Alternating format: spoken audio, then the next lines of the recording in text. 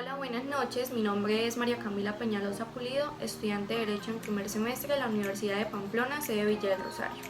El día de hoy vengo a hablarles sobre las fuentes formales del orden jurídico y a explicarles brevemente en qué consiste cada una. Para hablar de las fuentes formales del orden jurídico debemos tener claro el concepto de qué es una fuente. Una fuente es el origen, nacimiento o causa de algo. En este caso estamos hablando del derecho.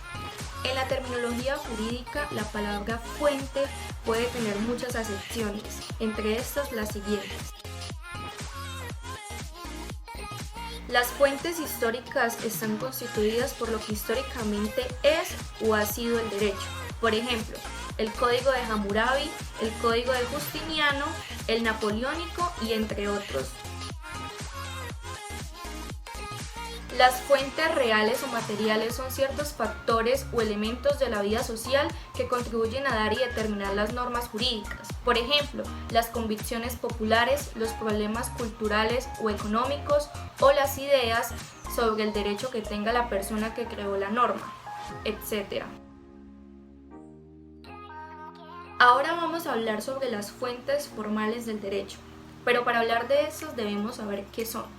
Las fuentes formales del derecho son los procedimientos o requisitos de índole puramente extrínseca, es decir, que declara que las fuentes formales no tienen nada que ver con el contenido de las normas o con lo que éstas en cada caso permiten o prescriben.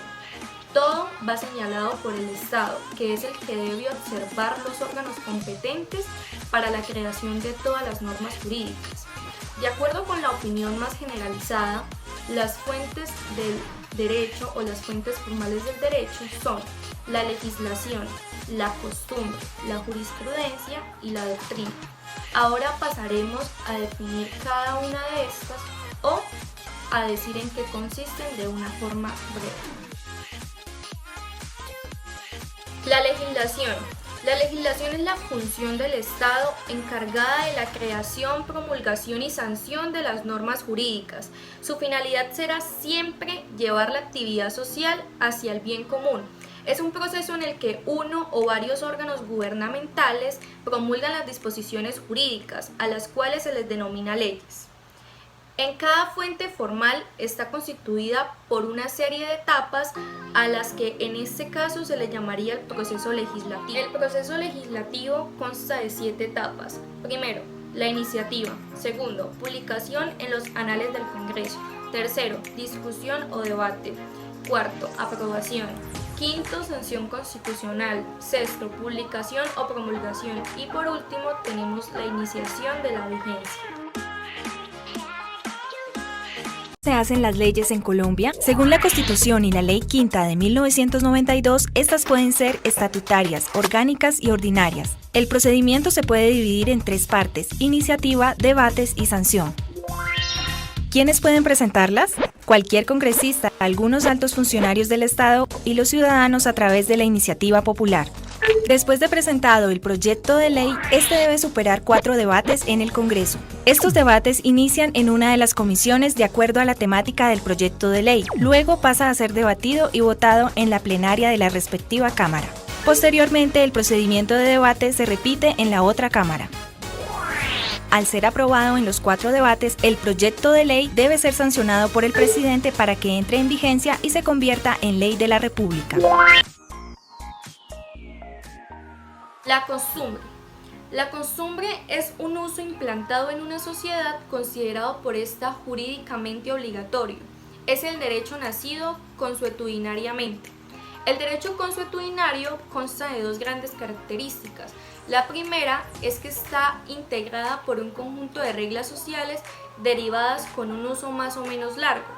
Y la segunda característica es que estas reglas se convierten en derecho positivo cuando los individuos que las practican le otorgan obligatoriedad, es decir, como si fuera una ley. También nos dice que la teoría jurídica describe 2 elementos para la costumbre como fuente formal del derecho.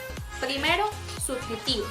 Consiste en la idea de que el uso en cuestión es jurídicamente obligatorio y por lo tanto debe cumplirse.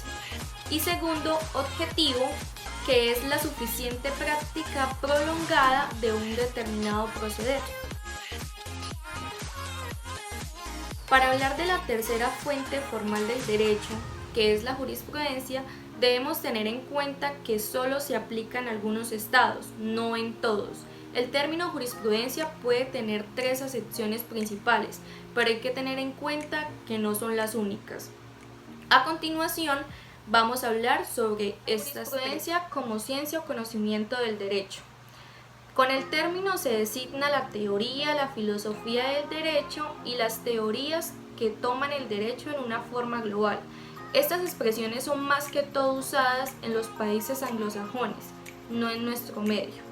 La segunda es para designar una sentencia o resolución jurisdiccional individual que resuelva un caso concreto.